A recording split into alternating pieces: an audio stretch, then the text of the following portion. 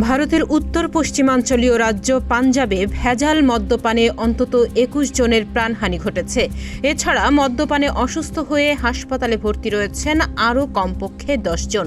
মঙ্গলবার পাঞ্জাবের স্থানীয় কর্তৃপক্ষের বরাত দিয়ে ফরাসি বার্তা সংস্থা এএফপির এক প্রতিবেদনে এই তথ্য জানানো হয়েছে।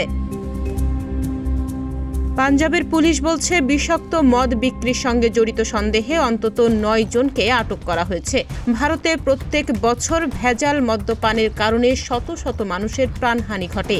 এসব মদের বেশিরভাগই তৈরি হয় দেশ জুড়ে অবৈধভাবে গড়ে ওঠা বিভিন্ন কারখানায়।